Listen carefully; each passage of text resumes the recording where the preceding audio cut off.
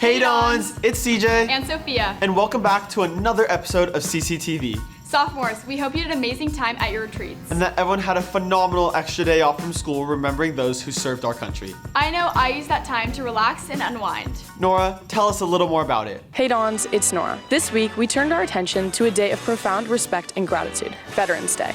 It's a time when we honor the brave men and women who serve on the United States Armed Forces. Let's go talk to Mr. Rodriguez, a retired military service member, to learn more about it. What is the significance of Veterans Day? Veterans Day is a chance that we all get to remember all the people that have served this country in the military and have given the ultimate sacrifice of their life to make sure that we stay a free and great country. What can we do to celebrate? Well, what I would say is don't just say one day. Every day we say the Pledge of Allegiance and just think of the words. That's who we are as a country, and that's what the veterans have given up to make sure that we stay a country.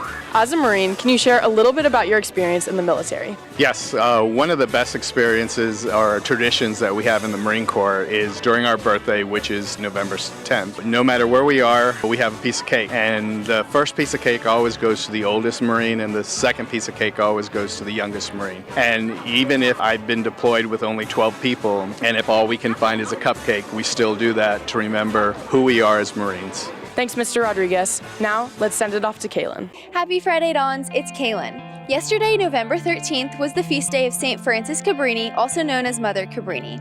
Let's go talk to one of our faith teachers, Miss Haynes, to learn a little more. Who was St. Frances Cabrini and why is she important to the Catholic Church? She was an Italian-born nun and she immigrated to the United States, and she actually started a bunch of schools and hospitals, and she was the first canonized American saint, which is pretty cool. What does her feast day on November 13th celebrate? It celebrates her faith and all the good she did for other people. The Cabrini building on campus is named after St. Frances. What can students learn about her life today?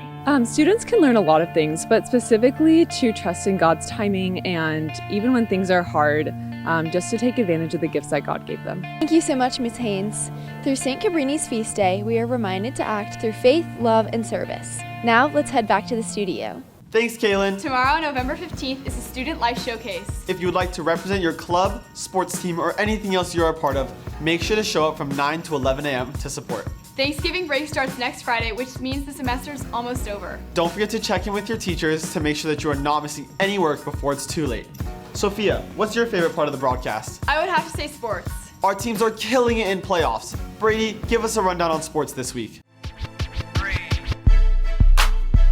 What's up, Dons? It's Brady back with CCTV Sports. As we start to come to an end to our fall sports, that means playoffs are here. Let's get into it. To start things off hot, our boys and girls cross country teams won the Western League Championships. For the boys, this is their third season in a row finishing undefeated. Huge props to the Western League Runner of the Year, Nathan Wilbur. The girls team finished 18-2 and were led by junior Callie Schultes, who finished third. Congratulations to both teams on their Western League championships.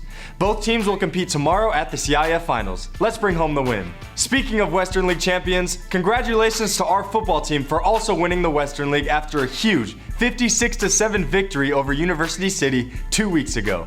The Dons now begin their playoff run tonight after coming off of a bye week. We're seated in the Open Division and take on Mission Hills tonight at their stadium.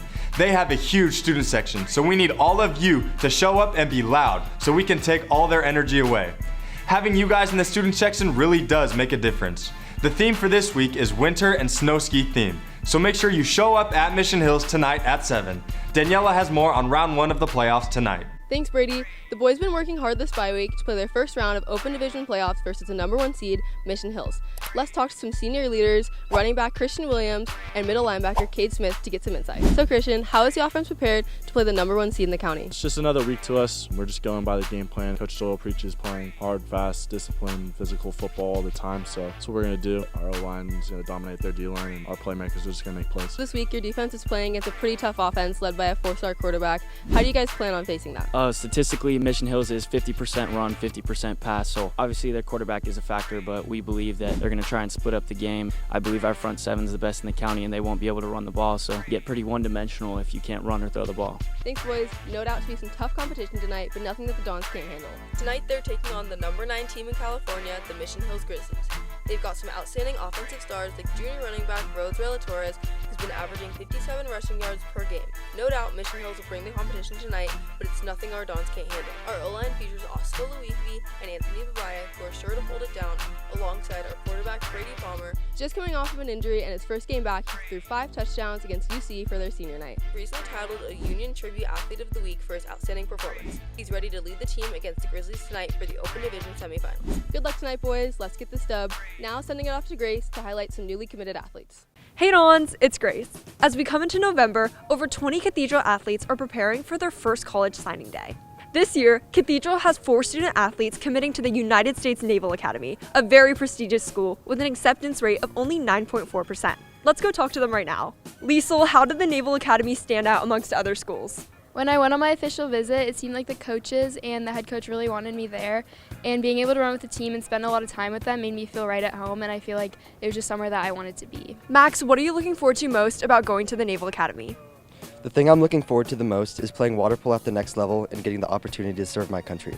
Oren, what is the biggest lessons you'll take with you from Cathedral to Navy? My coaches taught me to stay disciplined, work hard, and put all my effort into every situation, and I'll take that to the Naval Academy. Colin, what has been your biggest accomplishment here at Cathedral? Being the starting defender for our team, shutting down the center, leading the defense, and also winning CIF last year. Throughout all your years at Cathedral, who has been your biggest supporter in athletics and why? My dad, because he always pushes me to be the best athlete I can be. Definitely my brother, because he's always been there for me whenever I needed help or support. I would say Ryan. He was our team captain my sophomore year. Leading the team. Really appreciate him. I'd say my parents, because they gave me a bunch of opportunities and they're the best.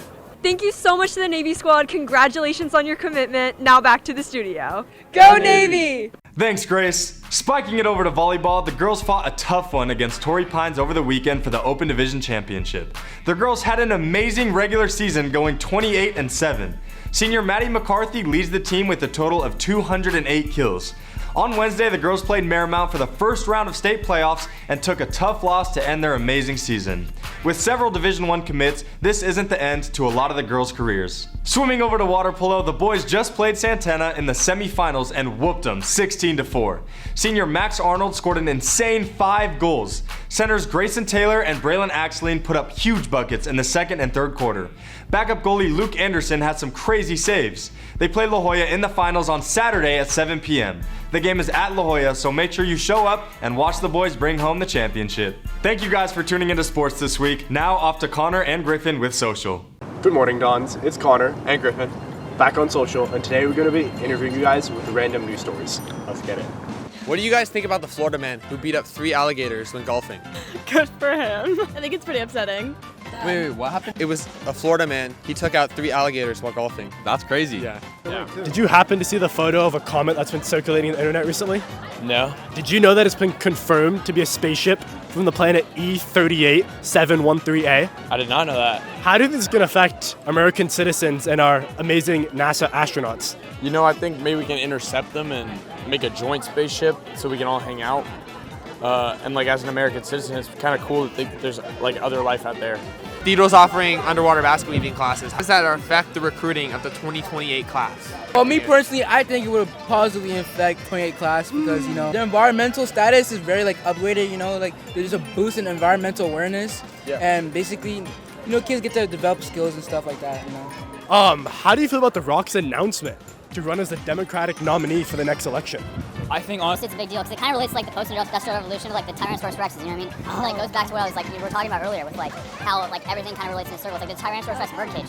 So how do you think his strength and his muscles will affect his diplomatic strength in office? I mean, I think it's big. I think that his big muscles will really give voters I want to vote for this guy because I want a big, strong guy to run my country, and I think it's just really great.